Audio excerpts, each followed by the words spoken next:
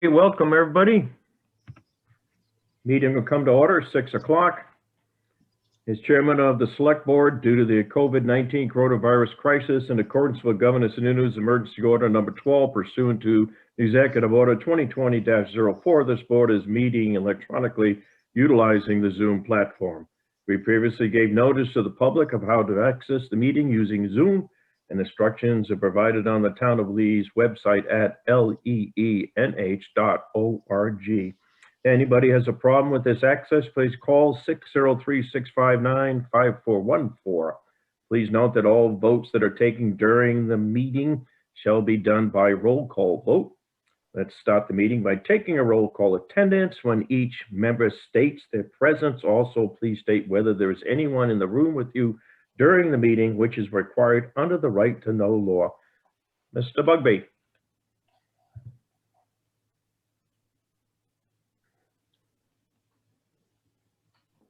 Are you here? I forgot I was muted. I'm here and alone, sir. Thank you very much. Mr. Brown. I'm here and I'm alone. Mr. LaCourse, I am here and I am also alone. First order of business, Tracy Brisson, Dog Walking Club. Who has the floor? Hi there, how are you? Thank you. Nice to meet everyone. So how would you like me to tell you about the idea? Just kind of give a brief overview? That would be nice. Thank you. Okay, sure. So I run the New Hampshire Dog Walking Club, which has been in existence since 2018. We are a community outreach program of It Takes a Village Pet Care. And our primary responsibility is to host fun events and activities for our members, as well as raising funds and awareness for our pet charities each year. So one of the exciting new events we wanted to try this year was doing an Easter egg hunt. Back in 2019, we had a club walk out at the field at Little River Park, and we really enjoyed it. It's a nice short walk around the field. It has good parking for our members, and so we thought it would be a great venue to try and do an Easter egg hunt out there. Our goal would be to put eggs, colored eggs, in the woods prior to the dogs coming, where we would hide a little biscuit inside of them so they can do some nose work to locate the eggs with their owners.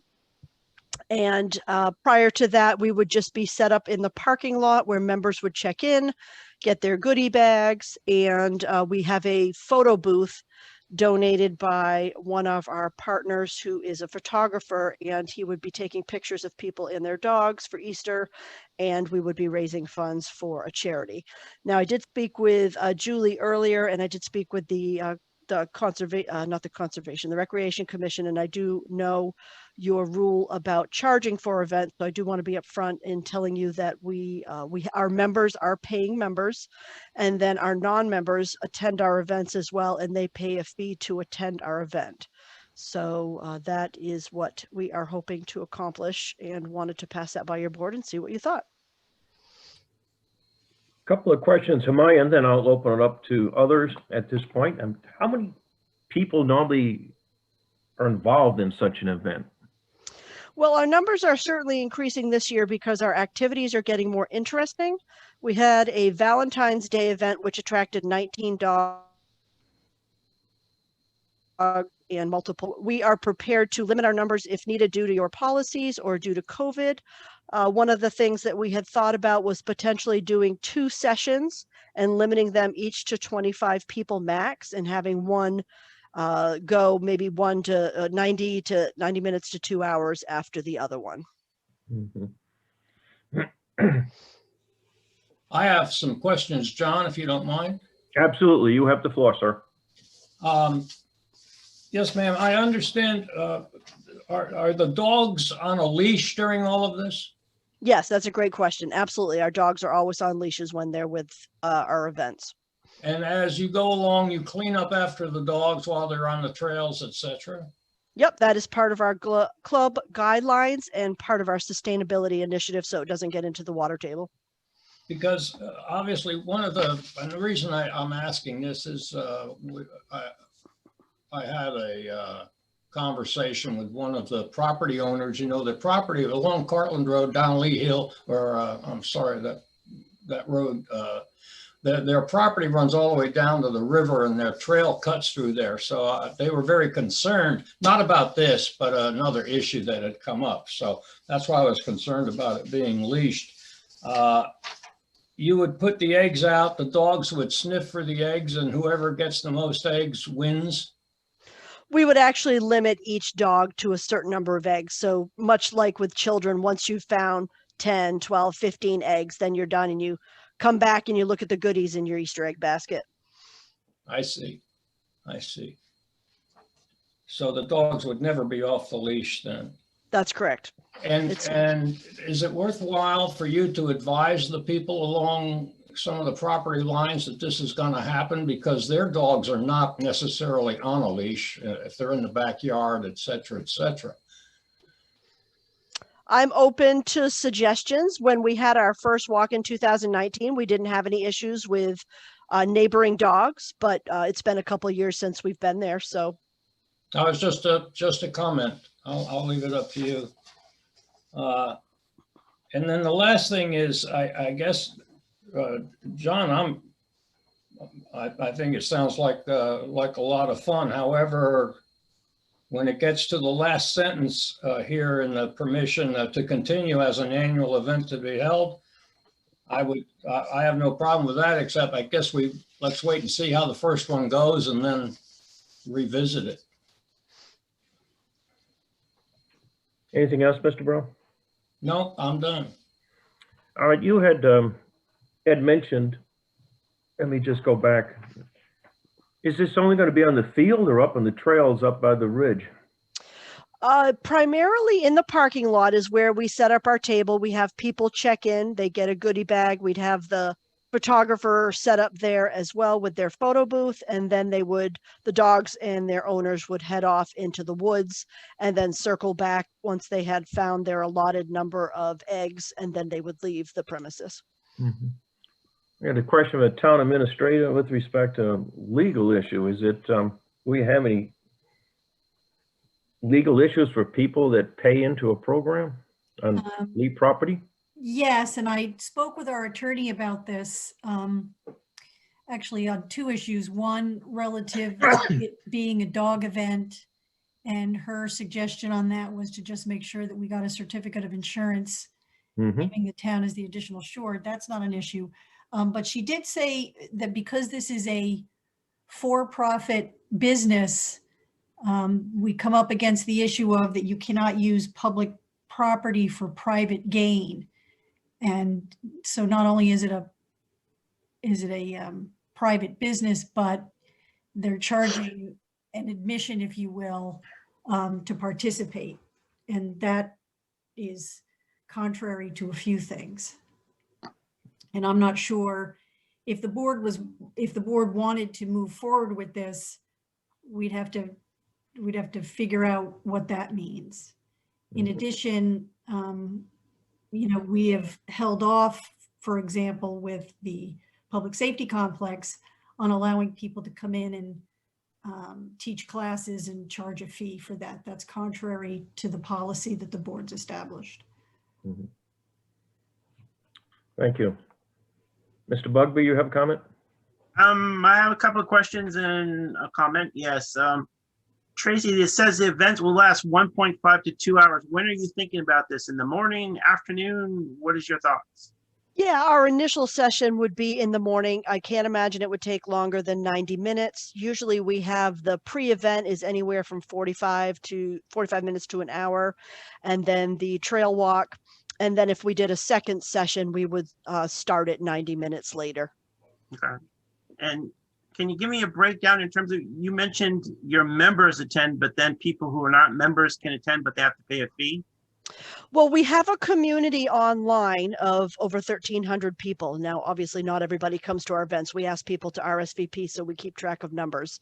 So we have people who have joined our actual club, which has a strong dog training component. That's why there's a fee for it. And then we have members who are, dog owners who are in our community that have not joined the club, but are in the community and choose to attend events and just pay for the events they're interested in. I see. So would it be possible for you to have the event and not charge anything? There's too much involved with the costs that we have to charge now because we've upped our events to make them more interactive and fun and I see. engaging for the pet. And Okay. regardless, the members, even if it was a member only event, these are members that have paid us to be part of our club. So there's a fee involved, whether it's at the day of the event or being part of the club activity. I see. Okay. Thank you. Sure, thank you. Is there anybody from the Recreation Committee here?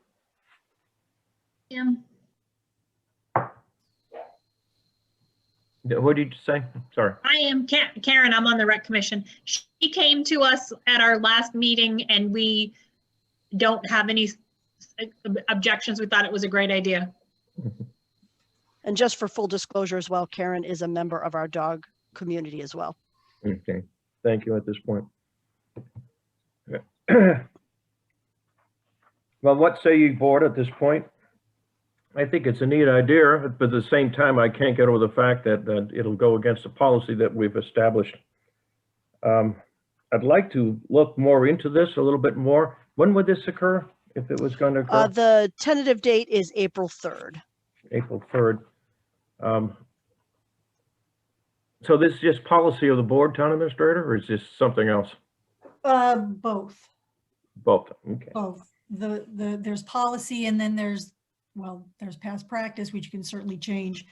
And then there's the issue of not being able to use public property for private gain. If the entire board is looking favorably on this event, I can certainly speak with Ms. Brisson and our attorney and see if there's any way that we can make this happen, but still stay within the parameters. John, may I ask a question? Please. Tracy, when we keep talking about profit here, the money you collect, is it profit or is it covering costs, period? There's a little bit of profit in it as well, but it's mostly covering costs, which covers the items that we buy to go in the goodie bags primarily, and then staff time to seed the trail with eggs and things like that. The photographer who would be taking the pictures, that money there would be donated to our charities, and that all of the proceeds of that would go to our charities. Okay, thank you. Anybody else want to speak to this issue before I give my final opinion? Well, the only thing I'd like to say, John, is I think it's a good idea, but if we can get over these particular hurdles in terms of, it being a profitable venture, I think we might want to explore it. Actually, And I'm not sure how we can do that, but well, let me try this out for now. I find it interesting as well. So I'm going to ask the town administrator to look into this a little more closely. If there's a way to make it happen, even if we can make it happen, I want to allow this for a 1-year temporary, not to do it permanently till we see how it works out, if it's going to happen. And the aspect, obviously, of the certificate of insurance, and of course, we would probably put it in Lee Crier and somehow else to let people know that this would be happening, especially for the neighbors who surround the park itself. So I could, if you agree, Mr. Brown, Mr. Bugby, we'll ask the town administrator to check into this and report back to us in the next meeting. sounds good. I agree. Mr. Bugby? Sounds good. All right. Julie, you're all set on that? Yep. Okay. Is there anything else on this issue? Thank you very much. Thank you so much for your questions and for your consideration. I appreciate it. Okay, let's see what we can do. Bye-bye. Thank you. Darren Keller, parking enforcement request. Yeah, so so for those that aren't familiar, there is a open space in the Chestnut Farm subdivision. And as required by the town, the planning board, parking area was put in. It is directly opposite of my driveway. I've been somewhat tolerant. There have been some cars that park pseudo on and off the road. I've had cars turn around in my parking, in my driveway. I've had cars doing multiple point turns right in front of my driveway. And I've kind of gotten to the point where I've got to make an issue of it. So I called the police on the 14th. There was a vehicle. It was parked not exactly opposite of my driveway, but pretty much on the other side of the street, and was basically it blocks ingress and egress to not only my driveway, but also to, so that is the show. So directly off my driveway, if you could see my mailbox, and then probably about 2 or 3 car lengths in front of that Buick, that's where they parked. And then to get a better perspective, I think I included another image of showing this vehicle didn't even make an attempt to park off of the pavement. They quite literally just parked, you can see. And so to whip around, if I have my car hauler, I have a race car Mustang in my detached garage. So if I were to have a car hauler, I wouldn't be able to swing in and out of there. And that's the direction I need to go to get out of the subdivision. So this is hardly a case of just randomly. To me, this is clearly just a lack of consideration. So what I have found is, was not happy with the police response. No, I felt like when the officer showed up, his entire deference was to whoever was in the open space, not about whether or not this would block ingress and egress to the fire department, not about whether it blocks. I felt like as a homeowner and as a taxpayer, my rights were completely ignored. I felt like that not one part of my complaint was listened to. So a couple things about this parking area. So if I could, the town did require this. And I also, and he did it to himself a couple years ago. For those who remember, one of the abutters who was the biggest complainer about the fact that a subdivision was going in, he showed his true cards and was very clear that the reason why he wanted parking wasn't because he wanted to use it, it was out of spite.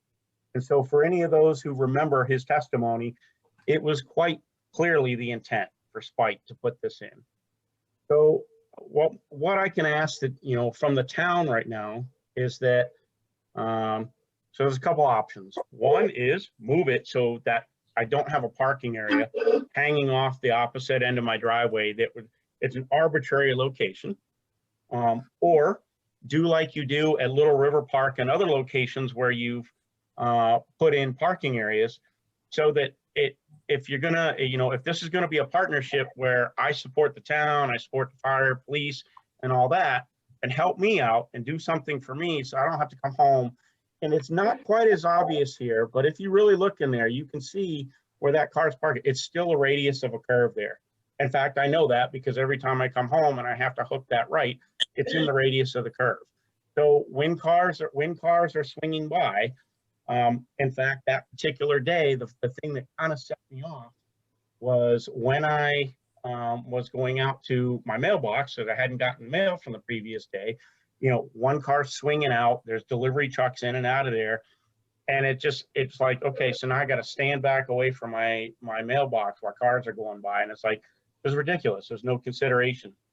And what I have found is trusting the public or trusting the goodwill of others, forget it. People are only going to do what benefits them. There is another issue I want to bring up. So if you guys can't do parking, signage to require people to park in that area, or prevent this off-street parking, then absent of that, then we're going to go the other way. Then I want to remind the board that if you look in the deed and you look in the covenants, the primary objective of the open space, and it says it right in there, that the primary objective was the preservation of wildlife habitat, period. We have appears that we now have a trails committee who is focusing on turning this into a heavily traveled recreational area, which is counter to the objective of that HOA area. So trails are a permitted use. However, it conflicts with the fact of the intent of this was wildlife habitat. The other thing I can tell you I have all native vegetation. I have a very heavily landscaped lawn, and I even put in native shrubbery just for that very reason.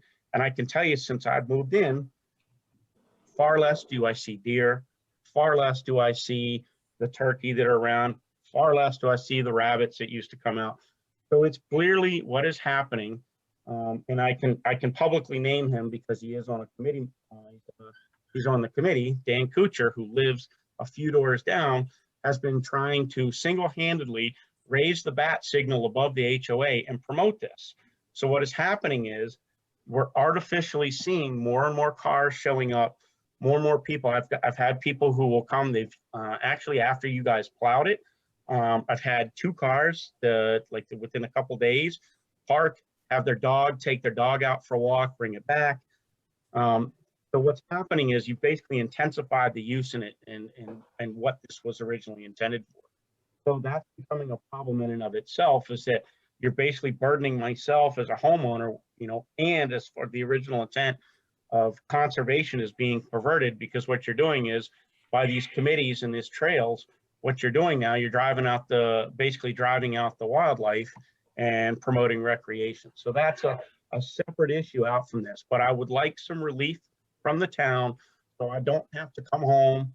And I'm just going to be absolutely beside myself the day I come home and got to swing in here with the travel trailer and have to deal with, a car coming in and out of my driveway.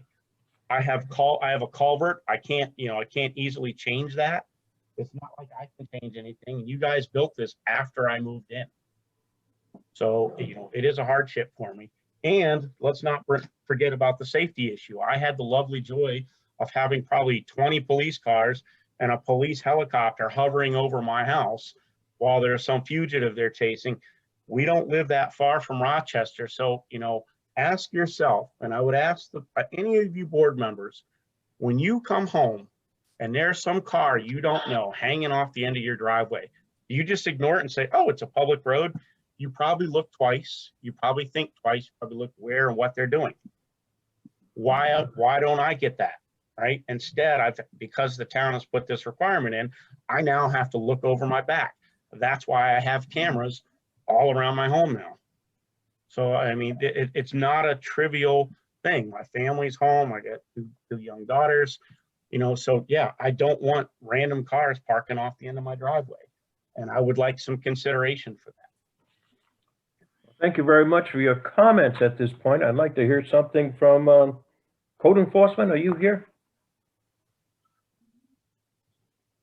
You're muted, Karen. There you Yep. go. So I am. So let me just give you the history on that. As part of the open space development, as Mr. Keller said, recreation is encouraged. When that development was put in, that chunk of woods was a huge trail system. So it was, and there were beautiful trails, and a majority of all the abutting homes used the trails. People came from other towns and they would walk out there. They were very well maintained trails. They were beautiful trails. So the planning board, and I forget exactly how it came about, but the developer put in the 2 parking, it's a 20-foot deep by 50-foot wide parking area. It's gravel. And they proposed to put it in there because that at the time was the active trailhead out there. So that's why the location is where it is. It was on the approved plan from the very beginning. I've had this discussion with Mr. Keller. I explained it to him, probably 2 years ago now when we had other issues out there. And in order to get that removed, the association has to apply to the planning board to amend the approved subdivision plan and to move that. We can't just move that. One random person can't move that. The town didn't put it in, the developer put it in as part of the approved subdivision plan. So in order to get it moved, the association has to agree that they want it moved, and they have to apply to the planning board to amend the previous approved subdivision plan. And that's how it would get moved. So Karen, since you intimately is involved in knowledge of at this point, if it could be moved, is there any place to move it to? That would be up to the residents where they would like it moved to. Sure, they could move it in another access in the open space, but they would have to make that, they have to design that and bring it to the town, Okay. they meaning the association. Mhm. And also this, we have never plowed that until after this. We didn't want to plow it because it was a pretty sensitive area. A lot of people who moved in didn't realize that the parking spots were there. So the last winter or two, we didn't plow it. But now since COVID, all of our public trails are very busy. Everywhere you go, they're busy. So after this incident, the highway department started plowing that. So hopefully that will keep people off the side of the road and into the parking spaces. So, Mr. Keller, have you looked into this association? Yeah, so the subdivision is completely divided on this issue.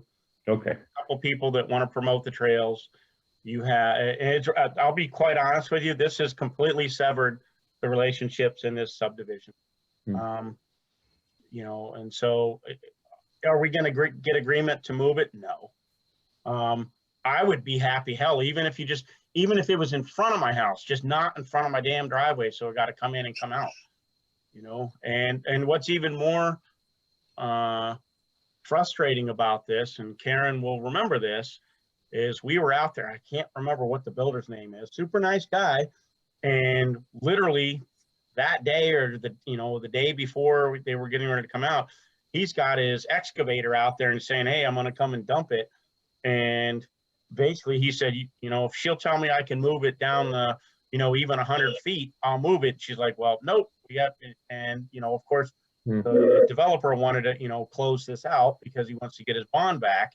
So it was and that's even worse, is it would have really made no difference. So it would have been somewhat in front of my house, but not in front of my damn driveway.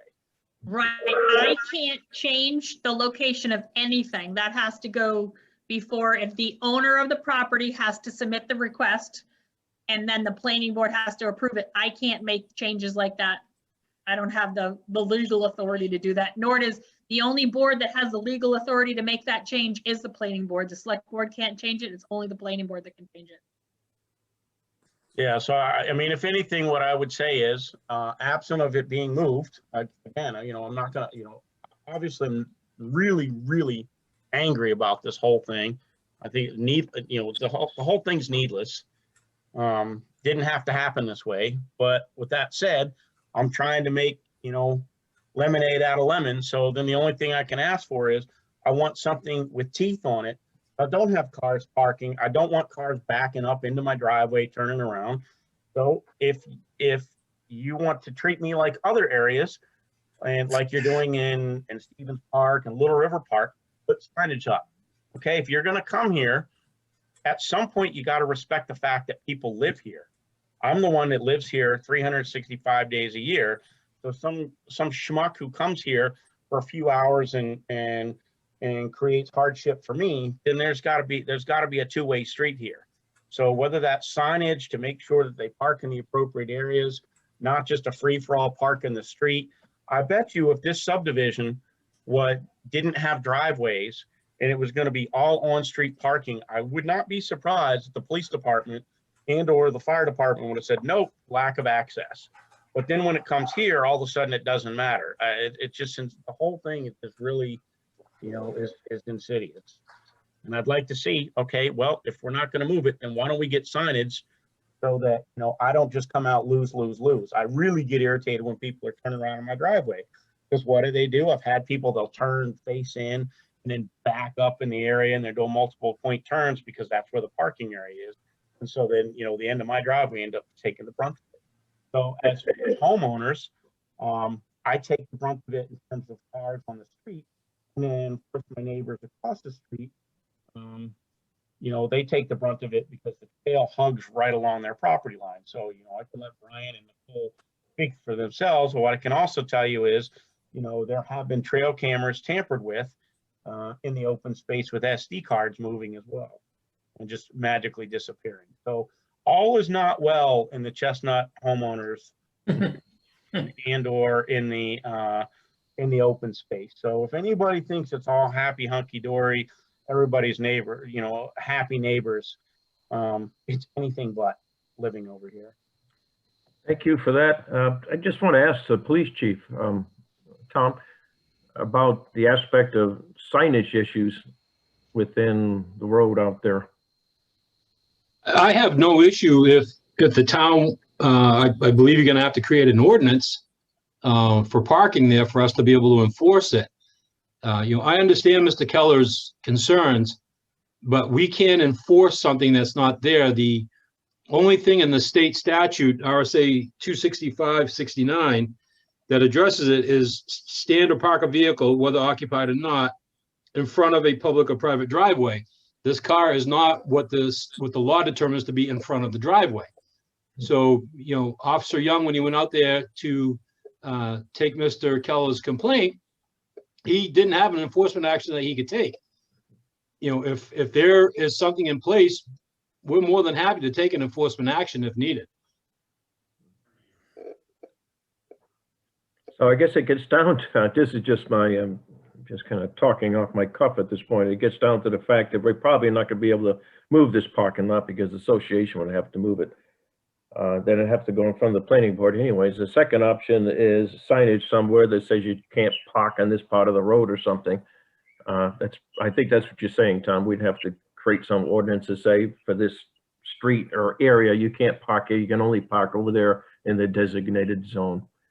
Correct. For us to be able to enforce it, that's correct. Absolutely. Is it legal to park? It's like Stevens and Little River. Is it legal for somebody to park there like overnight and all that? Yeah. They can't be in the park after dark. Okay. Because that would be another thing if, you know, next thing you know, I get some druggie from Rochester coming down here parking at 2:30 in the morning, you know, and it's like, you know, another consideration. Yeah, you know, now we're talking a different scenario, because then we can get down there and say, hey, it's dark. It's not safe to have a car parked on the road in the dark. There are no streetlights or anything. That would give us a little bit more bite to be able to call them and say, hey, you can't leave your car on the road in the dark, because people just can't see it. I would just like some empathy from the town to realize this is not just some, you know, this is not just some trivial thing that some belly aching homeowner. I mean, it does impact my house. You know, it does impact the feeling of security and safety around my house, have strange cars coming in and out, you know, so it sounds great and everybody has their granola bars and it's great to have all these great ideas about trails and all that. But at the same time, I pay quite a bit in taxes for this home. You know, it's where I live, and, you know, life has moved on. We've got subdivisions in this town now, and I think the town needs to be sensitive to the homeowners just as much as they're sensitive to people who happen to want to use trails. I think, you know, I feel so, honestly, I feel like in this entire discussion, it has been a one-way conversation. I'll be very frank about that. Well, Darren, I think the board does hear your plea at this point. We understand the limitations that are associated with it. I, for one, will look into this a little bit more, but I'd like to hear from the other two select persons. Let's see what their opinions are at this time. Comment? Yes, John, actually I have a couple of questions for Mr. Keller. Mr. Keller, have you come before the board before about this issue? Yes, I did a couple years ago. Exactly. I thought so, because to be honest with you, I drove out there after you came to the board and looked at where, if I remember right, this parking area is at a trailhead, and people were using it and parking it there. And I can concur with the fact that I realized, because the issue you addressed to the board then was the same. You couldn't get out of your driveway if you had a car parked there or whatever. So I just want to tell you that, one, I remember the fact that you had addressed the board. I remember the fact that I went out there, and I can certainly agree with your issue relative to trying to come out of the driveway, especially if you're backing out or pulling out with a trailer. So I don't have obviously an answer, but it would be nice if you could light a fire under the homeowners somehow to look at addressing this for you. This is truly a house divided in this neighborhood. There are some people who it doesn't impact them, so they don't care. And then there are some people who are absolutely would have that parking lot, a hole dug down to, Well, 500 feet deep. And then there's some people who think the trails are the greatest thing ever. So, if I remember correctly, I think signage most certainly by that, I'll call it an entranceway on the left side there of the road as you come in. It's right across from your driveway. But if I remember correctly, there was also some entrance points prior to that, further down the road, but prior to that. And maybe somehow with signage, we could encourage people to use that area as opposed to coming into your, across from your driveway. I don't know. Obviously, the chief would have to look at that and planning, zoning, etc. But you most certainly do have an issue, and hopefully we can do something. appreciate it. Mr. Bugby, any comment? I'd like us to explore putting up some signs. If there's a designated area there already for people to park, there should be no reason, and since we're plowing it, there should be no reason for them to park on the pavement. So I'd like us to explore signs, and if we have to, maybe we need to do an ordinance. But I'd like to explore the signs first. I agree. I think we're all talking the same language, so we do have some empathy for you, Mr. Keller, at this point. We do understand the situation, so I'm going to put this up for more discussion later, and hopefully we can come to some kind of agreement. John, Mr. Cummings would like to speak. You have the floor, sir. Good evening. Evening. I've lived on Cherry Lane for 42 years, and I've had nothing but problems since Chestnut Way was developed. Yesterday, I had 2 cars blocking my driveway. A few weeks ago, I had 3.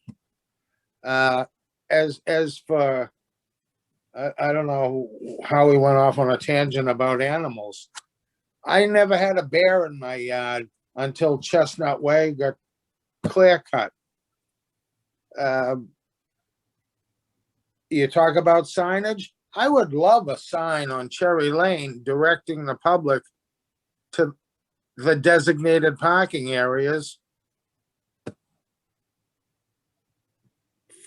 specifically for parking for trail access. And as for, nobody told me, I didn't know, I'm sorry this guy, Mr. Keller, didn't do due diligence to confirm that there was a trail and parking.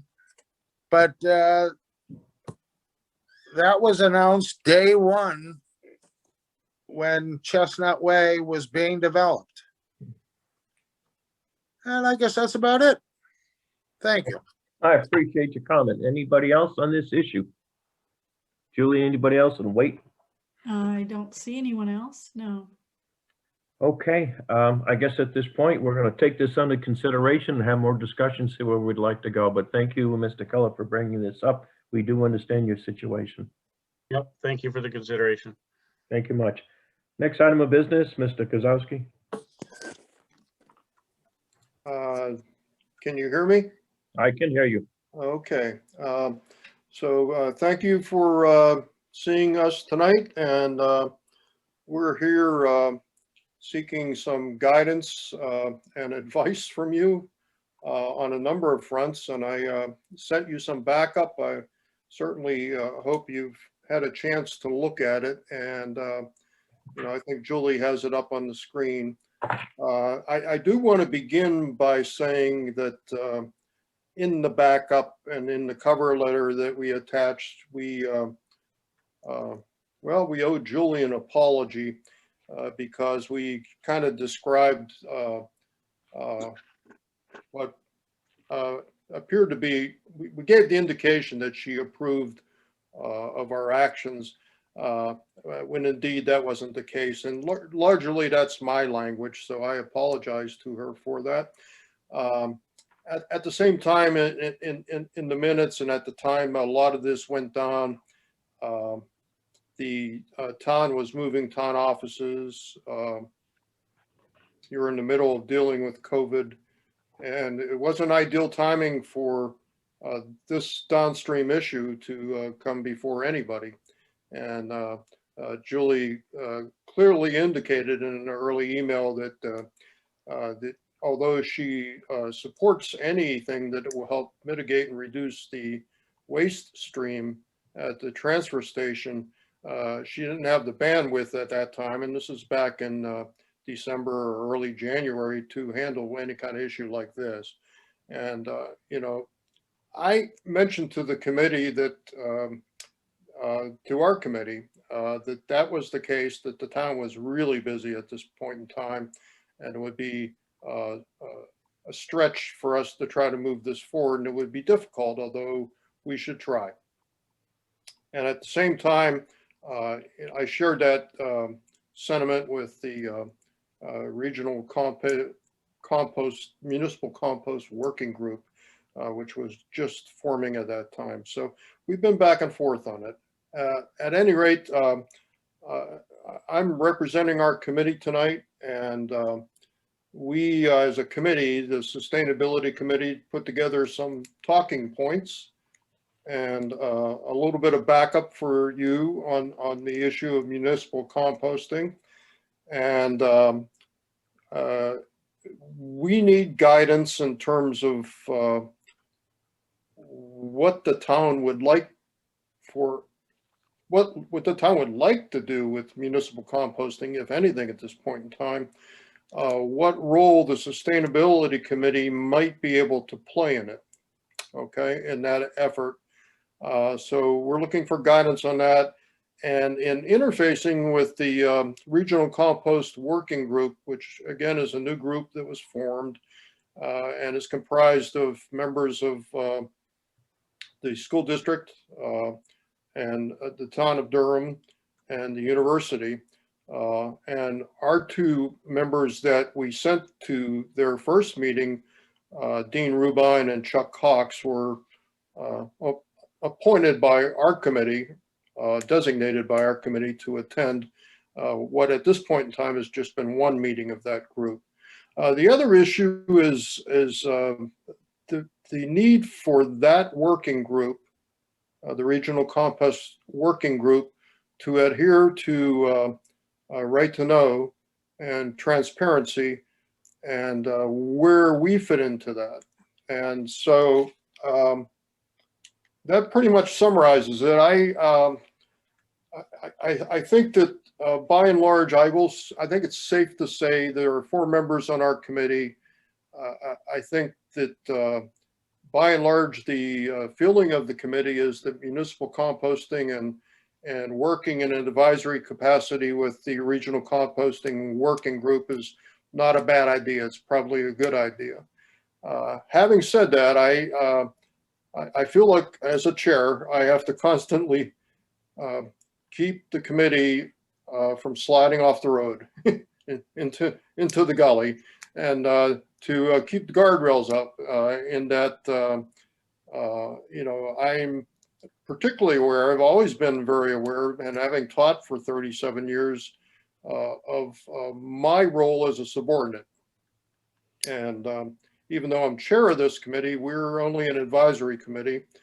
And so I have to really emphasize that an awful lot.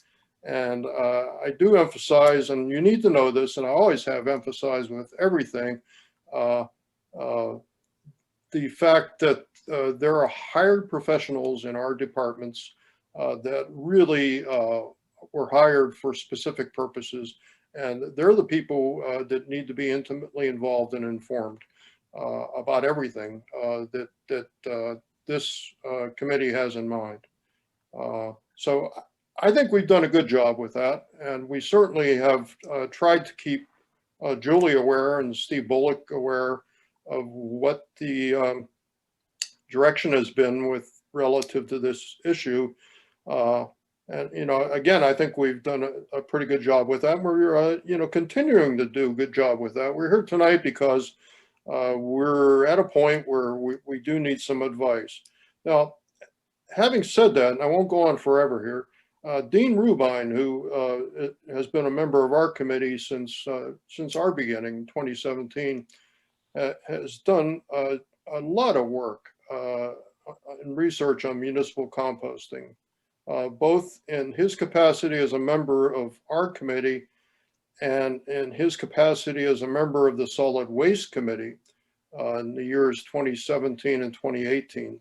So, and most of his work deals with changes that have been recommended on state level, making it municipal composting of food items, all food items, available on site for towns and municipalities. That is in play here. And so that's why this larger group is meeting to see if there's interest on a regional level to do this. But you need to keep in mind that Dean's been there all along, and he's done a good job for informing the town and keeping us up to speed. It's a complicated issue because in order for it to work, you need to have a matter of scale. We don't have a lot of composting in Lee, and so you need more than one municipality to accomplish that. I think I'll just leave it at that for the time being, and hopefully you have some questions about our goals and our role, and we'd like to come out of this tonight with some feeling from the board and from the town as to how you would like for us to proceed on two fronts, on the composting front and on the transparency front. So John, if you don't mind, I have some questions. Go right ahead. Paul, it's Kerry Brown. What about a year ago now, the town implemented a composting program at the transfer station, which in fact, in my eyes at least, has been quite successful. What would be the next step then if, I'm just trying to get to the municipal statement, and what would be the next step then to start implementing that? We would gather a centralized point for us and Madbury and whoever else to do composting, or how do you see that? What is the next step? Well, the working group formed with the idea of researching what the next steps would be. And again, at this point in time, that's a consortium of the university, the school district, Durham, and for the time being, Lee. There's an invitation out to Madbury. So their timeline, their anticipated timeline for researching this and coming up with recommendations which would be brought forward to the respective boards would be a year to a year and a half. Maybe meeting every 2 weeks or so. So they're very early in the process of trying to sketch out what their goals will be and what that timeline will look like. It's a matter of scale. So from Lee's point of view, yes, the composting program, small as it is, has been successful. But as Dean Rubine, and I'm sure Steve can point out, 22% to 40% of our municipal solid waste tonnage is food. So from from an altruist point of view, people need to eat what they buy, and they probably need to buy less. And that would help solve the problem. as an advisory committee, we spend a lot of time with education and outreach, and we certainly try to get that message and drive it home. So Carrie, I don't know if I answered your question, but does that answer it? No, it's fine, Paul. I'm just trying to understand, right now, the composting program that we have is, I mean, it's a profit for us, basically. And we may make. May I interrupt, Carrie? It's Dean Rubin. Yeah, go ahead. That statement I don't believe is true. Our current municipal solid waste tippage plus hauling is, I think, about $81 a ton, compared to Mr. Fox, which generally works out in about the $95 area, I think. Okay. So there was a point in time where when the board approved the composting effort with the understanding that there would be, and Dean's here, and he can correct me if I'm wrong, but there would be some seed money to get that off the ground and to see if it was a go. And it appears that it is quite successful. Could it be more successful? You bet. Is there a need for it to be more successful? Yes, there is. Okay. Mr. Bugby? I'll make one comment, Paul. One of the things I would request when you do your minutes, don't use so many acronyms, or at least put them down. I have no idea where is it? IWMAC. What is that? Integrated Waste Management Advisory Committee, and I thought we had that one covered. I don't like acronyms either. Yeah, because if I'm reading that's my fault, Scott. I apologize. If I don't go to your meetings because there's somebody else I don't know who it is, but and I'm looking through this and I'm thinking, what the heck are these guys talking about? I can understand English, but when you start using acronyms, I have no idea what you're talking about. Gotcha. So, they are the advisory committee, Durham's advisory committee to the town council, and probably to the department that runs. I'm not sure what department runs their transfer station. Okay. Well, other than that, they were very good minutes. So my only comment would be, I think this is part of your charge. I think looking at solid waste and composting stuff is part of sustainability. So I'm in favor of you guys moving forward. You still have the issues, and I think you talk about this here in your minutes, but in terms of the right to know stuff, when you have a small group that you do have in terms of 4 people, when you send 2, you're all set. If you send 3, might be a problem, depends on what you're talking about. If you're just sitting there listening to the information, that's fine. But if you're trying to make decisions where you're at the meeting, that's a no-no. So yeah, we're very fortunate to have the 2 we have. Dean has done all the research, and he's as you know, he's a real good numbers guy. And Chuck Cox, Chuck Cox has all kinds of knowledge. Yeah, and I think in terms of that group, the conversations you guys had about Mr. Fox, I think it's something that needs some more work. You're not going to get everybody to do it, but the more that we can divert out of that stream that goes to the transfer to waste management, the better. Right now, we get extremely good rate, but like for instance, Durham, they're in the 90s in terms of their tipping fee. We're still in the 60s. So that's a big change. If Mr. Fox is charging us $90, if we went with Durham's numbers, that's 90 plus the cost to haul. They're up over $100. So I think going forward, I think this is going to be a good thing. So the more we can get people to use that service, the better for us in terms of dollar-wise. So Paul, what I'm hearing is that the board is very interested with you moving forward with your group. Obviously, as much waste as we can reuse at this point, the better off we're going to be. So I applaud your efforts and your group, and let's move forward with this and see if you can bring some more information to the board in the future dates. Before I let you go, what advice do you have for us relative to the structure of the working group? And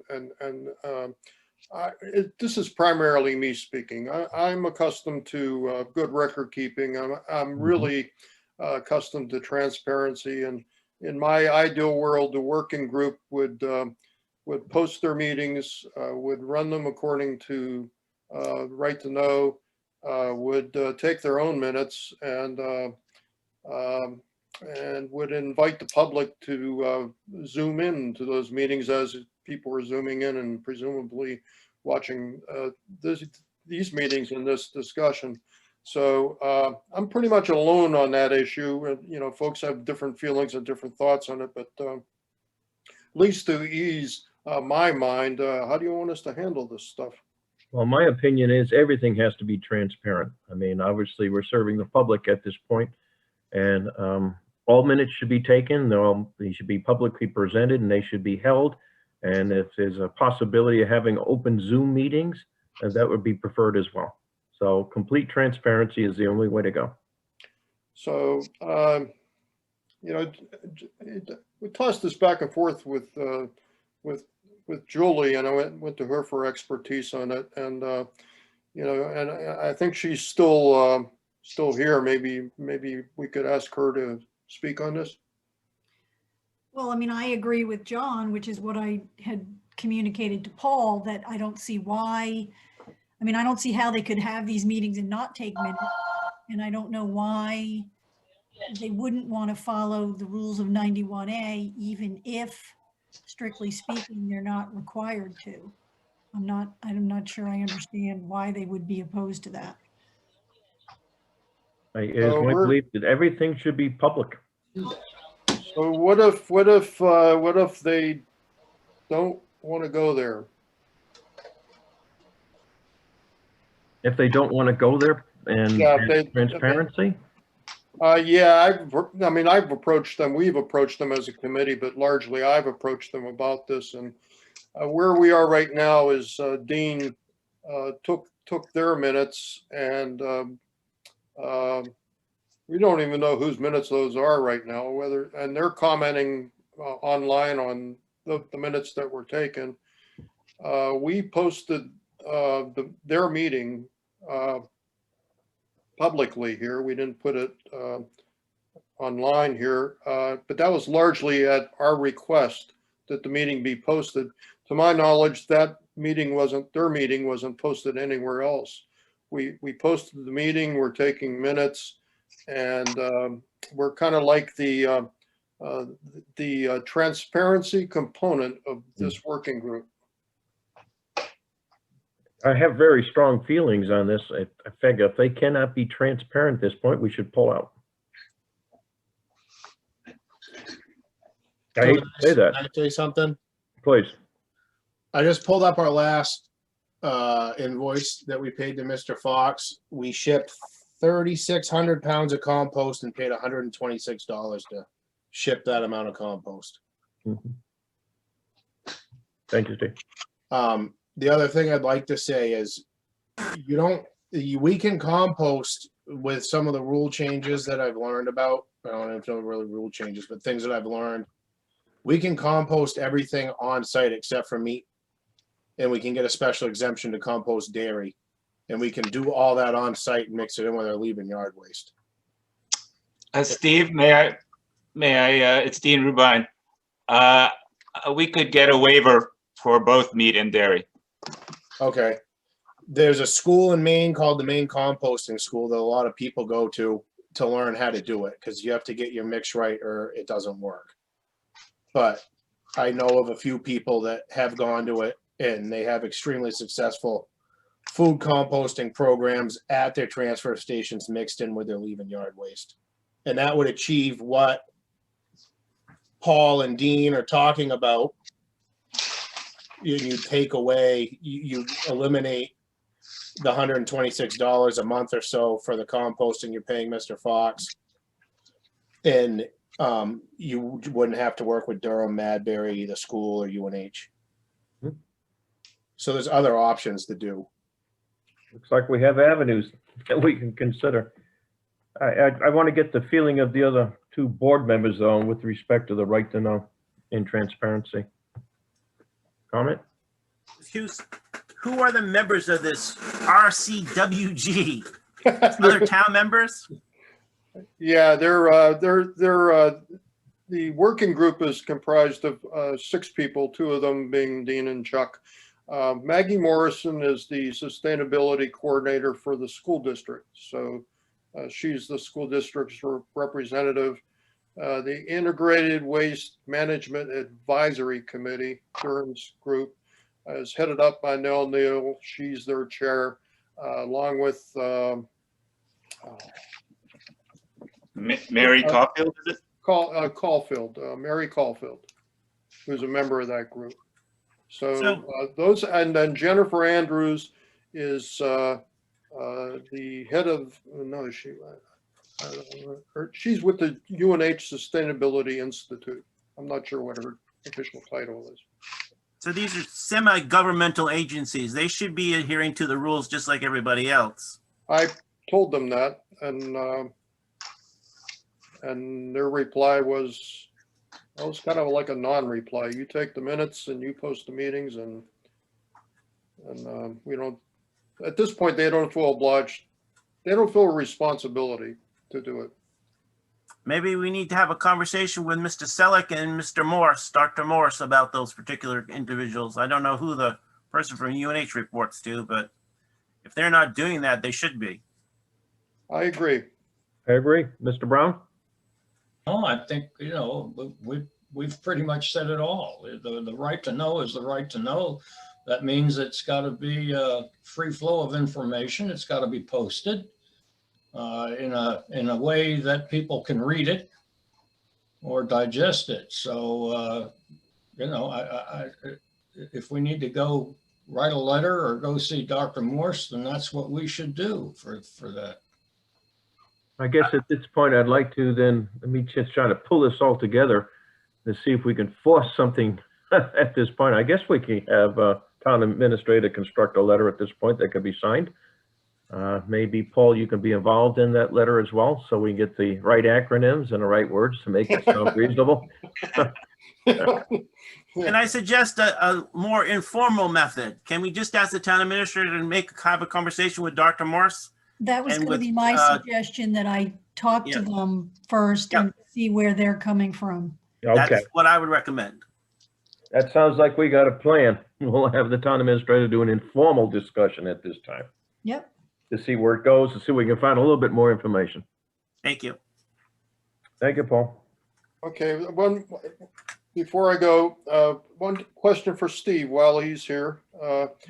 Steve, if we tried to go local right in Lee here, how much of a press would that put on your budget and your people? If we just did a composting program here, Yeah. where the people would just throw the stuff in the yard waste pile, and then we would just move it. I don't really think it would change too much of what we do, other than we'd have to probably spend the $1,400 to send someone to the school for a week up in Augusta. Because I don't think that's something that we could just read a book on and learn, because you gotta add water to it sometimes and do stuff, because if you get it too hot, it goes sterile and it's not good anymore, or if you don't get it hot enough, it doesn't compost good. So there's a lot to it. Steve, when we spoke to Mike Nork of NHDES, it's Dean, by the way, he said that it could reasonably take a quarter of a full-time employee to maintain a decent-sized pile. I guess we should take that under consideration. Exactly. See, that's But I don't. anyway, the plan would be for the sustainability to explore all these options and try to, you know, pin some of this down, and then come back to you guys and, you know, with information. I think that's the way to go. If the committee wanted to look into that, Can we, I think the board's always open. John, can we also ask the committee to explore, and I know, Dean, you mentioned it, what's the process for getting the exemption from meat and dairy? What does that involve? We have already explored that with Mike Nork of NHDES. That's a waiver that they've said they're inclined to grant, but the application is you know, non-trivial. Oh. There's two types of permits, and the waiver would be for what would be called I forgot what it's called, but anyway, it would be, you just fill out the permit, it's free, and it's almost a rubber stamp at DES, and really the waiver is the only issue. Okay, great. I think we're all set, Paul. Anything else? Nope, I'll wait to hear from Julie. Okay. That sounds like a plan. Yeah, okay, all right. Thank you Thank very you. much. Thanks, everybody. Thank you. Public Works Manager.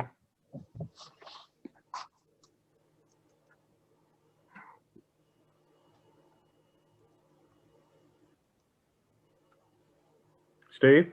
Yeah, I was unmuting myself. Sorry, I started talking before I did that.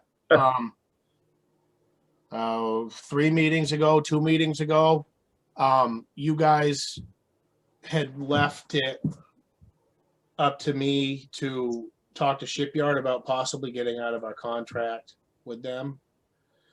So Julie and I had a discussion, and we tried, because they got sold to somebody, we tried to see if that was a way out. The lawyer said it wasn't. So before I called them and possibly nuked whatever relationship we had, we talked more with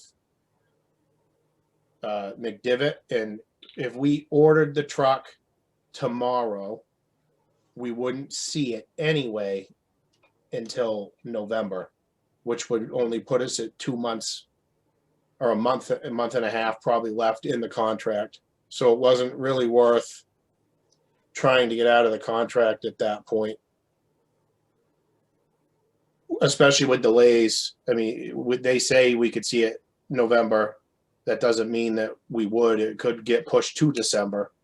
We were starting to cut it too close with it. So the issue is now is we are getting to the point where we either need to make a decision on if we're going to do a lease to own, or we're going to say no, and then we got to get ready to start putting out a proposal so people can bid on it for the middle of put it out for like May, so we can get everything back for June and open them, and we'll know what we're doing for hauling at the end of December. Floor is open. Comment, Mr. Brown?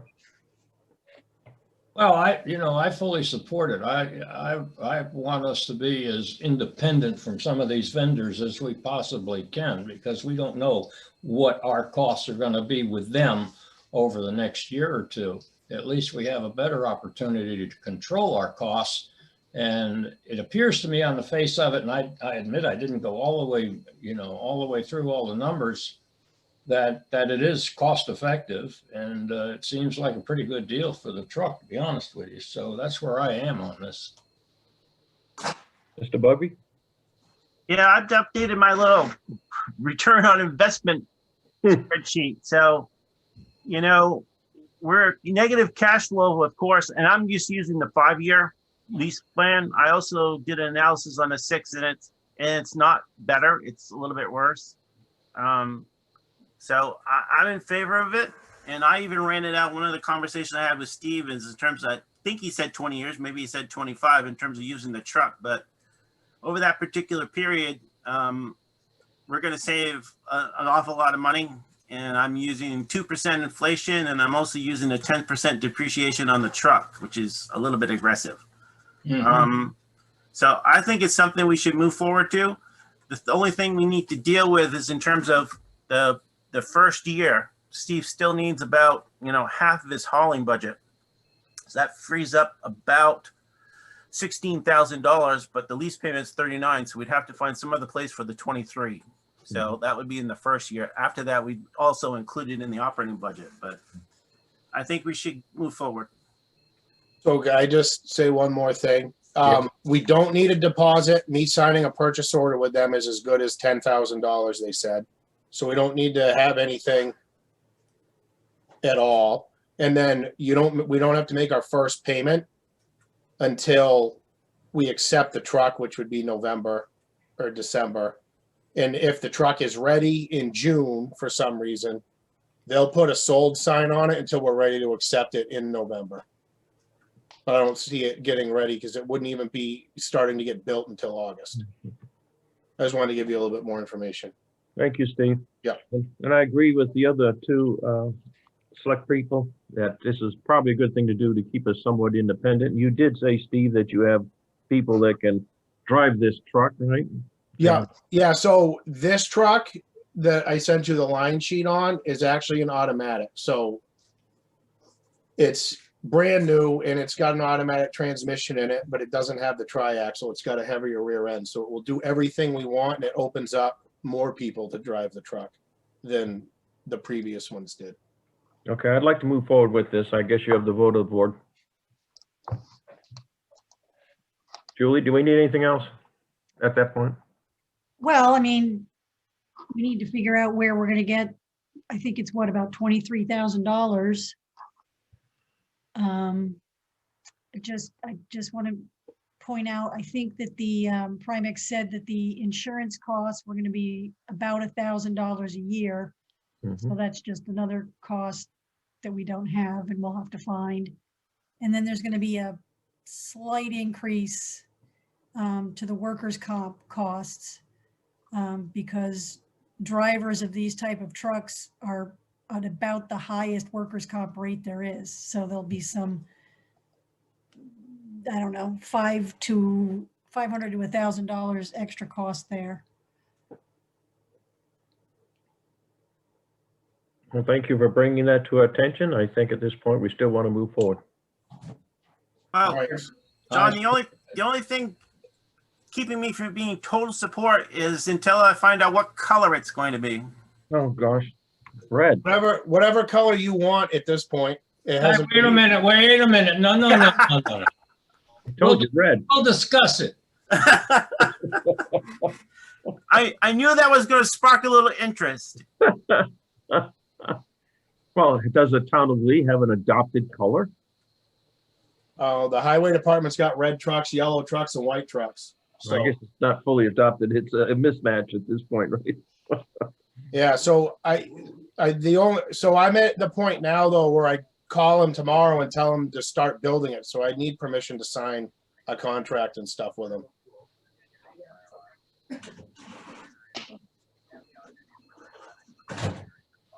And then which lease to own option you guys would want and stuff like that.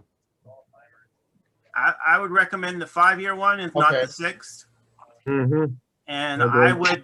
I would be very favorable to a red color. Okay. I would too.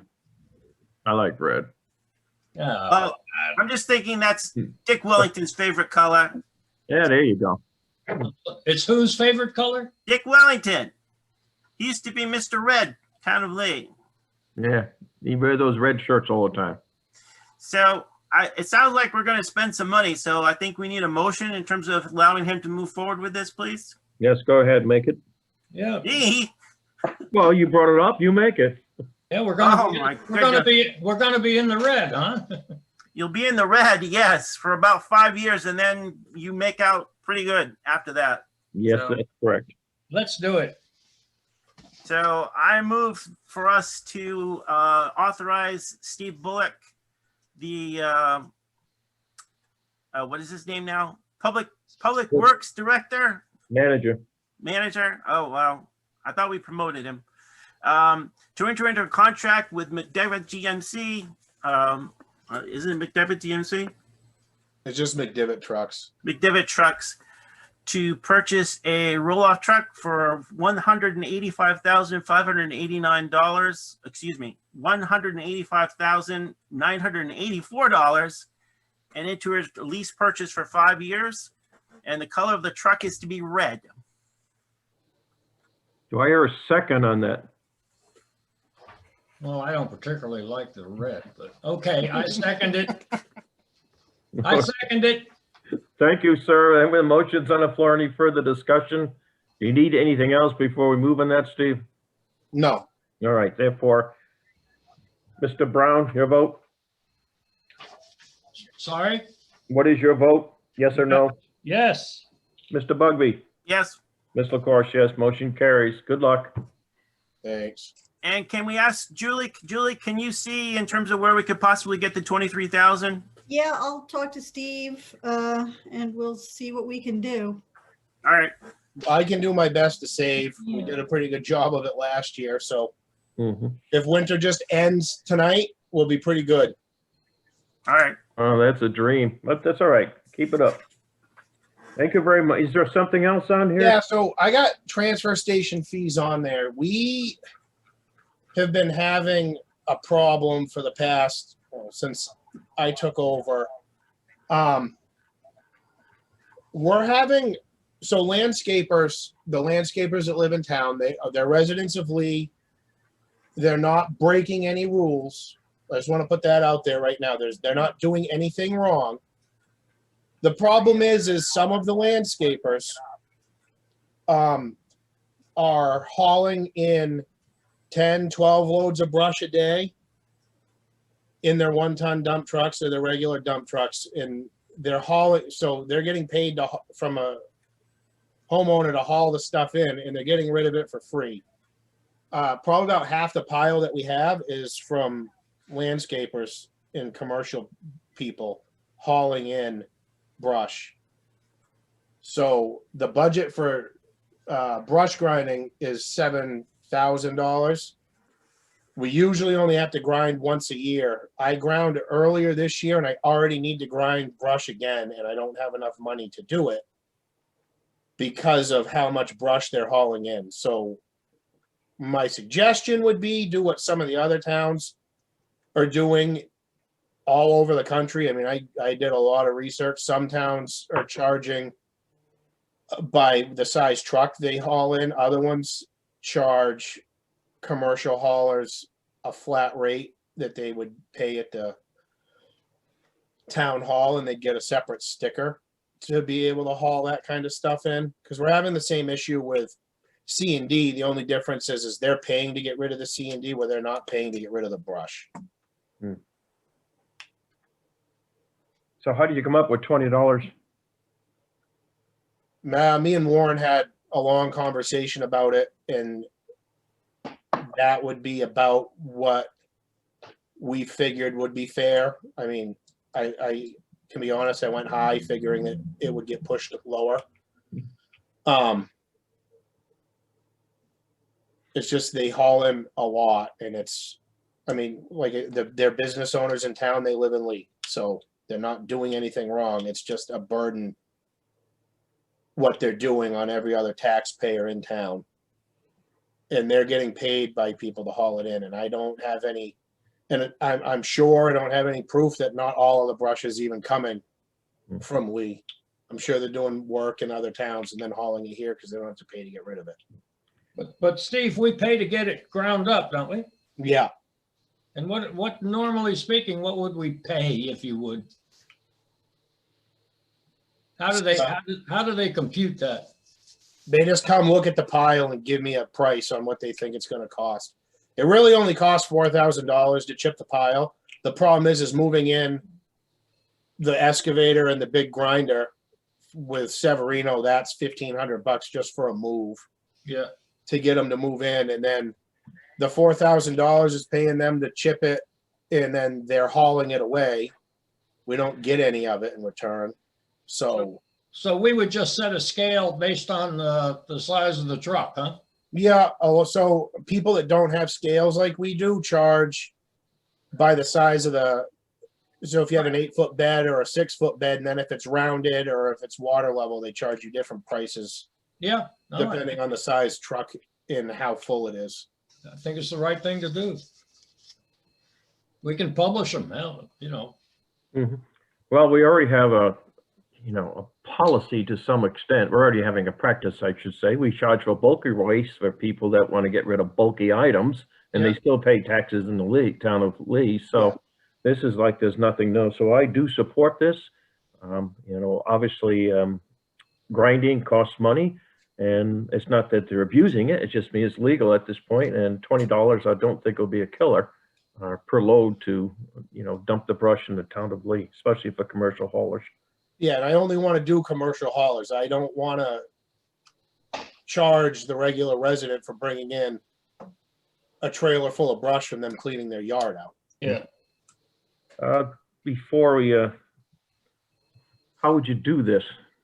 You don't take money at the town, I mean, at the transfer station. Well, we take, yeah, at the bulky fee building we do. The only problem is gonna be watching it. I'm also not sure if we can institute a fee or we have to do a public hearing on it. We have to do a public hearing. All right.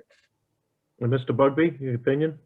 Well, Stephen Carey already flushed out my particular questions. I just wanted to clarify who it was that was to be charged. I Okay. didn't want to, Joe or Josephine, cue public coming, resident of Lee getting charged for bringing a small trailer load of stuff in. So if it's just the commercial people, I'm okay with that. So I think we should just move ahead with the public hearing and start it. So I'll ask the town administrator to put together a public hearing. Are you guys gonna go with a $20 flat fee no matter the size of the truck, or are you gonna have a graded? I'd probably do a graded system. I mean, normally the commercial guys are only bringing in 1 tons like what we use for plowing. Okay. Or they'll bring in big dump trailers. There's a few of them that come in. Okay. So let's have a public hearing on this. You got a date that you can set this, Julie? We should probably be able to do it by the next meeting, as long as Steve thinks he can pull together the fee schedule. Yeah, I can get the fee schedule and I can also figure out in that how we're gonna watch it to make sure that we do it correctly and get people to pay. What I'm thinking is there's like 5 companies that do it and just send them a letter in the mail letting them know to give them notice. So what I'd like to do is if we can get this into the e-crier ahead of time, so at least we know that this is a proposed, this is a public hearing to discuss this. And this is the, the cost per size of the truck, and it'll be for commercial drivers only. Steve, is one of our surveillance cameras pointed toward that particular pile where they dropped that stuff off? Yep. Okay. All right, on that, Steve, what's the other thing, the hours of operation? All right, so we had an incident a week and a half ago. So we've been shutting the gate halfway 15 minutes early because it says on the signs out front, be there 15 minutes before we close. So you can get rid of all your recycling and stuff like that. In the bulky fee building's already closed 15 minutes before regular closing. What I'd like to do, especially after what happened the other day, is shut the doors 15 minutes early to the building along with the gate. Because what we're ending up with now is we're getting a huge rush at the end of the day when everyone's trying to, and they're all rushing, they're not paying attention because they know we're closing. And you end up with the incident that happened the other day. They told everyone to throw their bags over the wall so they could get it cleaned up and go. Some guy forgot. Next thing you know, bag goes over the wall and hits someone in the face. So, and he ended up being out 2 days. So I'm trying to do it more I'm trying to look out for the guys in there, trying to get them out of there at a more decent time, since they're you guys don't want them to work more than 10 hours a day. Mm-hmm. If we close at 6, like they're not going to they don't get out until 6:15. So they're working more than the 10 hours. If I can close the doors at 5:45, they can actually probably get out of there at 6 or closer to 6 than they are now. And I would eliminate, hopefully, the issue that we had the other day. I have no problem on that from my end. I'm just trying to think.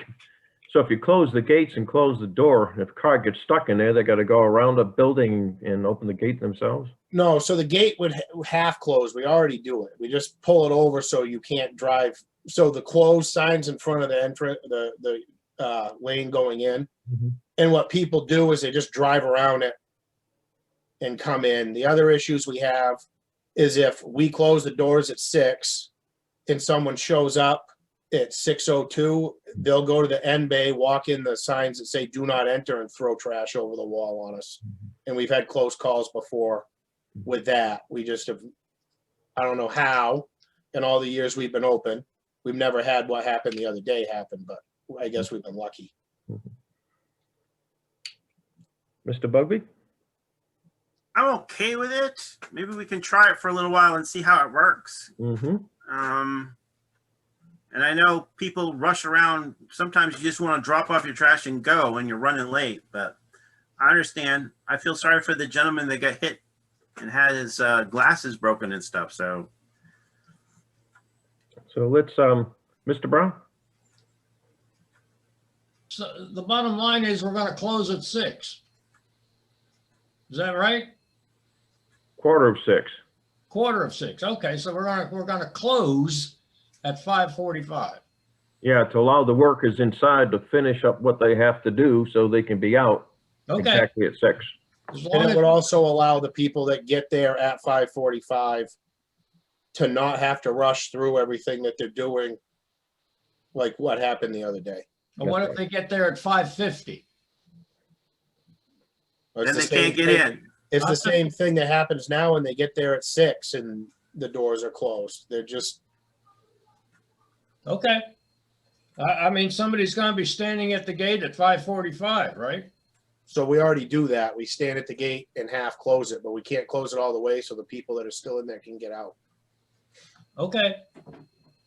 I think let's move forward with this. Obviously, I'd like to get some notice out so people don't get shocked. Some, Yes. I won't start doing it until after we vote on the 9th.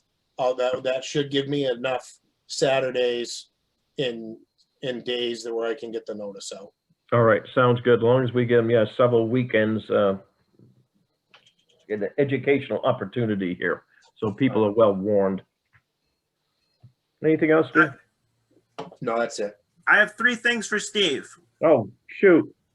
1, can we do something for the gentleman that got injured and his glasses got broken? You guys talk about that at all? His glasses that got broke was an easy fix. Okay. They had to put the pads back on and they reattached his pads. So that's good. Yeah, they're good.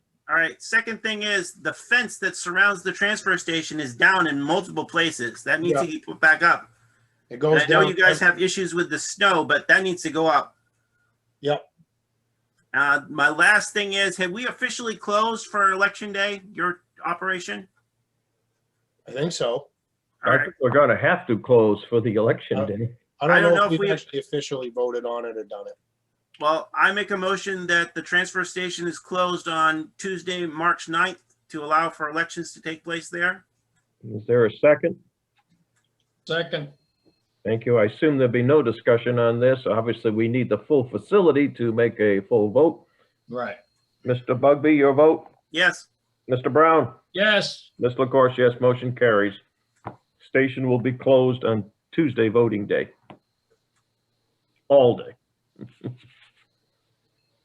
Okay, let's move on. Mr. Bugby, you're gonna talk about Town Hall Renovation Committee. I don't have any, this is like a standing thing that I've asked them to put on here. So I don't have anything to say this particular week. We're still meeting every week and we're moving forward. So we should have something probably in a month or 2.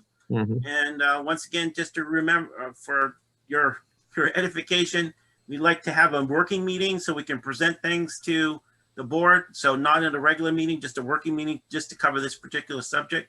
So as we get closer, I will be coming back to you and asking for when that time could be.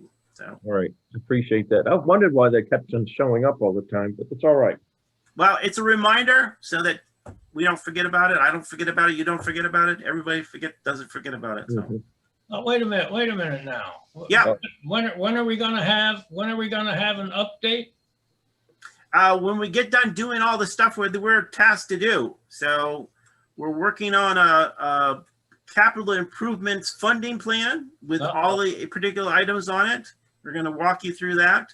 We're also walking you through site plans, promotion plans, well, marketing, if you will, public awareness, and also in terms of what to do with all these particular buildings. So we're going to come with proposals for all that stuff. Oh, good. And this is not something that, we said, this is it. We want your opinion and want your support. So maybe there's things we need to change, tweak, whatever, but it's going to be a conversation. Okay, great. I did read over, the charge though. Are you stepping outside your bounds or is this just get expanded? I think our charge needs to be expanded. Remember the conversation that we had? You wanted to look at, a new office building and things like that. Mhm. We've taken that into consideration. So yes. So Okay. I'd say we expanded our charge, but I believe the board, that's what they directed us to do. So that's I where we guess are. We'll wait for this working meeting and Yep. see where we'll go from there. Yep. Thank you. Okay, Town Administrator, what do you have? So as we have in the past few years, Denise Duval attended a program, this time I think it was, well, it must have been virtual, with the Health Trust that enables us to get $500 that we can spend on wellness programs. Mhm. So we've received the check, and so we need the board to accept the funds and allow us to spend it on the wellness programs. I move to accept the $500 received from the Health Trust for the Wellness Program, said funds to be spent on campaigns within the Wellness Program and grant Lee Town employees permission to participate in the campaign within the Health Trust Wellness Program as presented by the Wellness Coordinator throughout the 2021 calendar year. Do you have a second? Second. Any discussion? How many times can you say wellness? I don't know, but I've been welded. Jeez. Don't ask me to say it 3 times in a row fast. Okay. Roll call vote, Mr. Bugby, Yes. Mr. Brown, Yes. Ms. LaCourse, motion carries. Thank you. Next. Next item. The 2021 cyclical revaluation, as DRA wants us to call it, for 2021. You had the contract. I hope you've had a chance to review it, although it's a pretty standard contract and actually DRA reviews it as part of the process. So I don't know if we wanted to change anything, we'd have to go back to DRA. The next thing that will happen once the contract is approved is that there's a kickoff meeting with DRA, the contractor, MRI, and select board members if they choose to participate. Comments and questions from the board? This was the low bidder, right, Julie? Correct. So they passed your muster, if you will? Yes, I talked to a couple of other town administrators and town managers that have worked with them.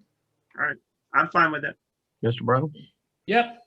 Okay, therefore I move to approve a contract with Cross Country Appraisal Group LLC for the 2021 cyclical reevaluation in an amount not to exceed $42,000. Do I have a second? Second. Hearing no jumping discussion, roll call vote, Mr. Bugby, Yes. Mr. Brown, Yes. Ms. LaCourse, motion carries. Next. Thank you. Next item is the election. I hope Don and Linda are still on the call. You may recall that we talked about some additional costs relative to this election because it's being held at the transfer station.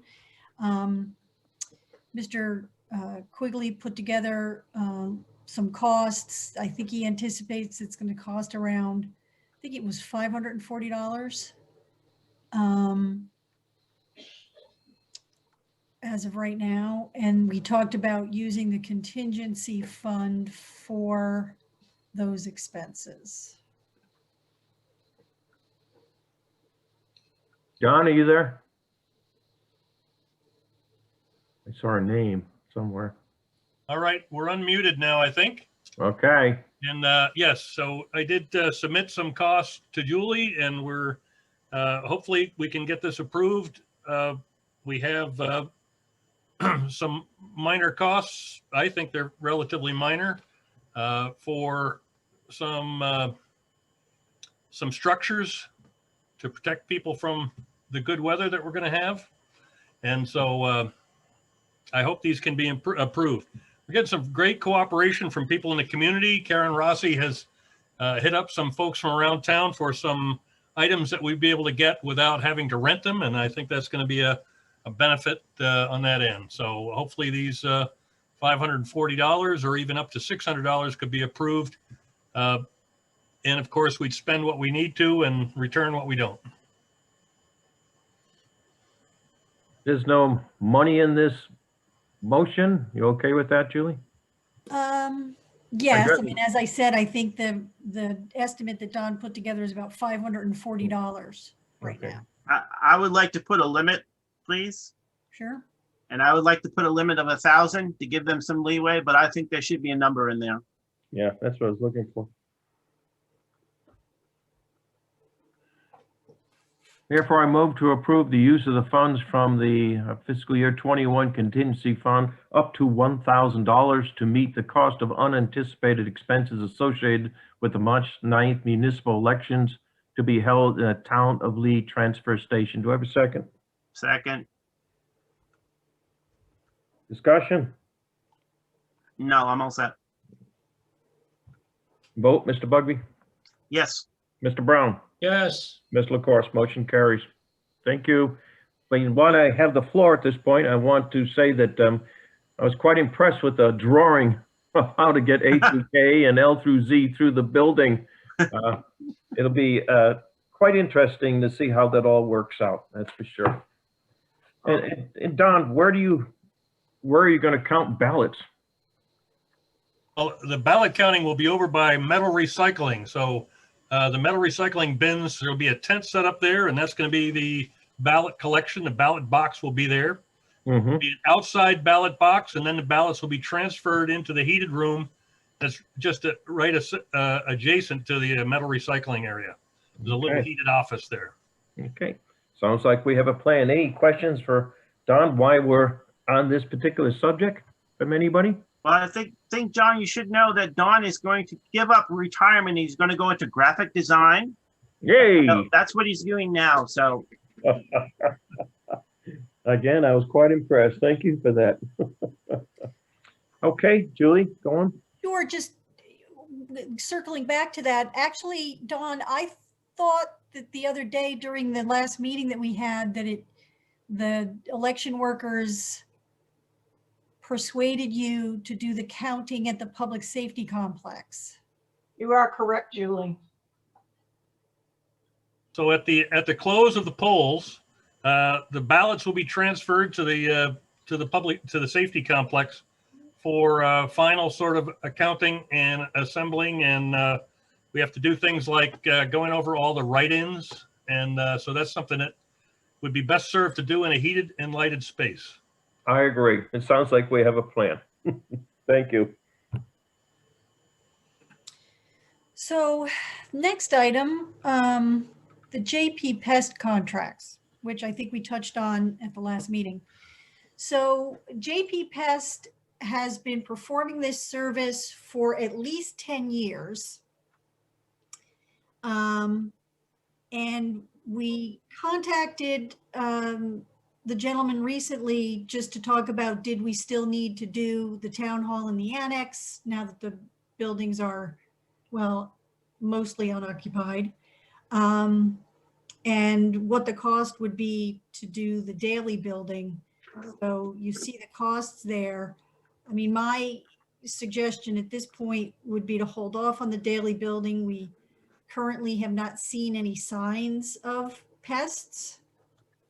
I know, though, that there may be some argument to be made that if we start treating them before they show up, then they won't show up. So I guess I will leave that to the board.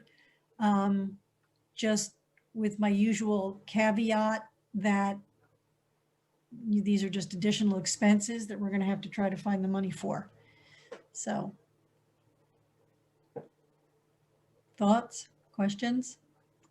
I do have a question on financial details. 246 a month comes out to be 2,952, not 930. What am I missing?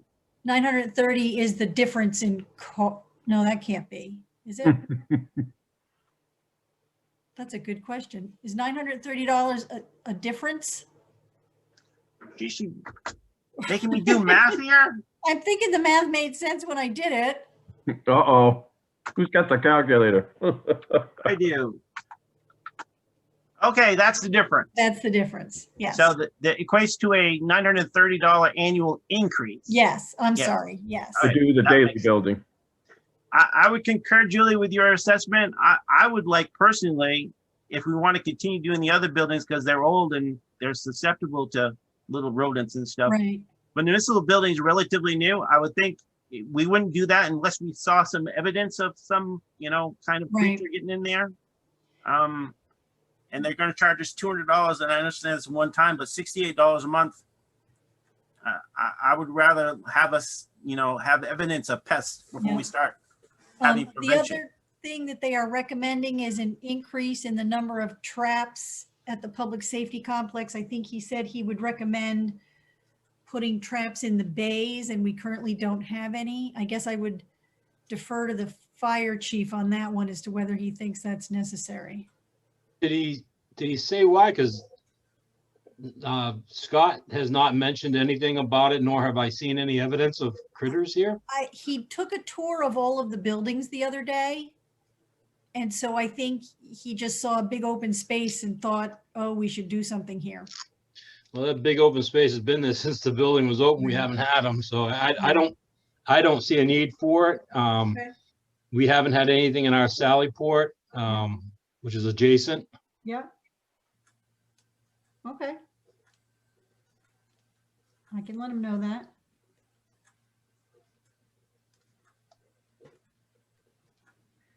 Are there traps and things in the transfer station? Yes. Well, Okay. yes. I don't know that they're traps per se. I think Steve? they're a large version of the little things some people put in their houses where it's the little box with the poison. And then they go in and they eat the poison and then they go somewhere else and die. Yep, that's what's there. That's the same things are in the old fire station out front too. We have those here too. Critters go in, but they never come out. They never come out. Well, they come out Yeah, and then they, not the way they went in. and, Go yeah, die someplace else. right. So I would be okay to approve it without the municipal office building being included, the new one, daily building, and the extra traps at the PSC. Okay. So what's the cost then? Yay. It's late for me to be doing math.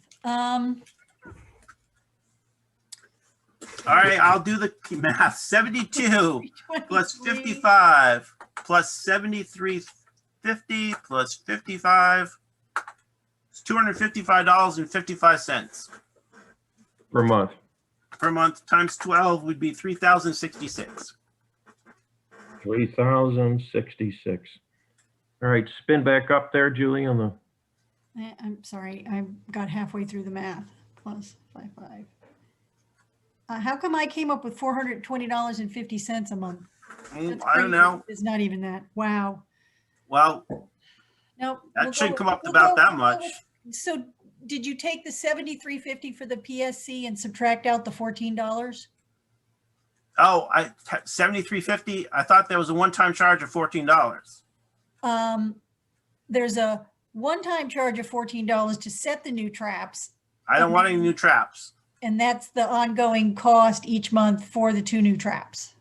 Oh, okay. So I don't know what the ongoing cost for the two new traps is, so you'll have to figure that out yourself. Well, it'd be $73.50 minus 14.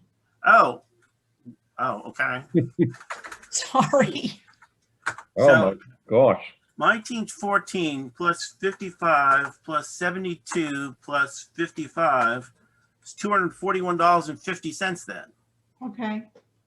Times 12. Oops. Jeez. Helps if you don't hit the wrong buttons. 55 plus 241.50 times 12. $2,898. $2,898. Does that sound about right, Julie? Well, Well, yes. okay. I'll come back and let you know if it's somehow it's not right, but that's what we'll go with. All right, spin it back up so I can read it, please. Therefore, I move to approve $2,898 agreement between the town of Lee and JP Pest Services for pest control. Second, Discussion? no. No, okay. Mr. Brown, your vote? Yes. Mr. Bugby? Yes, Ms. LaCourse, yes, motion carries. Thank you. Pest Services. What else do you got, Julie? Just a miscellaneous item. You may remember at the last meeting, we talked about the FSA and the federal government making a change to it relative or because of COVID, even though that doesn't seem to make any sense to me. But the board asked me to poll the 7 employees that currently have the FSA to see whether extending the time frame to spend the money would be helpful, and the answer was no. Yes, thank you on that. Takes care of that issue. Okay. Okay, thank done with you. that. We'll move on to the consent agenda. Or anything you want to pull? I want to talk about the fire wardens. No, go ahead. Well, I'm just looking at the people that are there. I didn't think some of these people are still working for us. How is that possible? Is that possible? I guess I would defer. Is the fire chief on this call? Is he- I don't see him. He's not, but I can tell you there are several people who don't work for the fire department anymore on here. So I don't think they should be on our fire department's appointed list if they don't work for the town anymore and associated with our fire department. Well, So, fire wardens are not quite the same thing as our fire department. well, for instance, Emery Eaton, he lives in Webster and he works for somebody else. I don't think he works for us anymore. I don't think he should be on the list. So Well, Ryan Morrill, didn't he no longer works for us either, does he?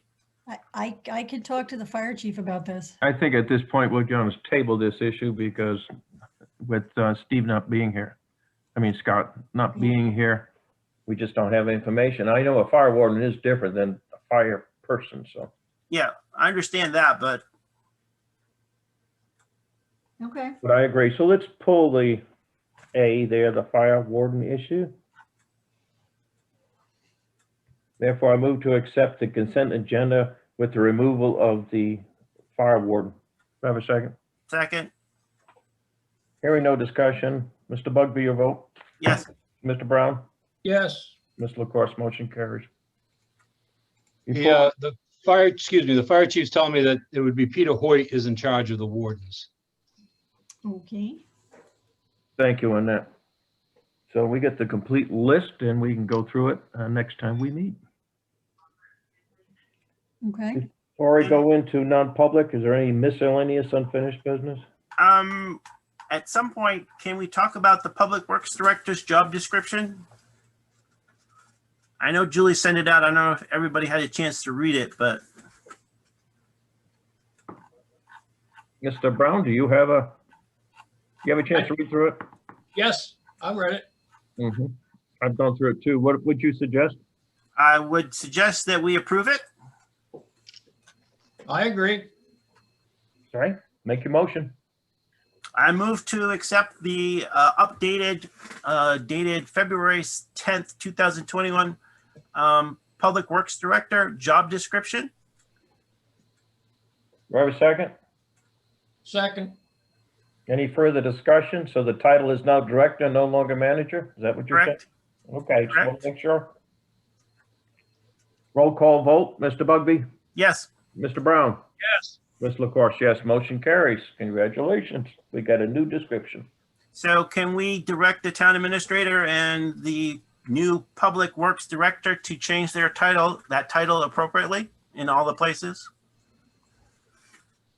Absolutely. You okay on that, Julie? Yeah. Okay. And Steve, you can let your wife know that you are now director, not a manager, so she needs to look up to you now instead of down to you.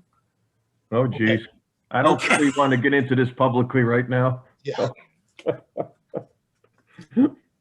Thank you on that. Therefore, I move into a non-public session, New Hampshire RSA 91-A:32A. Do I have a second? Second, Hearing no major discussion, roll call vote. Mr. Bugby? yes. Mr. Brown? Yes. Ms. LaCourse, yes. require that people spread themselves out? Well, there's something that Don has created that is going to go out, and that's going to be one of the mechanisms. So, Good. but Good. I think hopefully that would help, but we'll see. We'll see. We will see. Denise, you got anything? No. Okay. Move to adjourn. Second. All in favor? Aye. Aye. Motion carries. Thank you very much. See you later.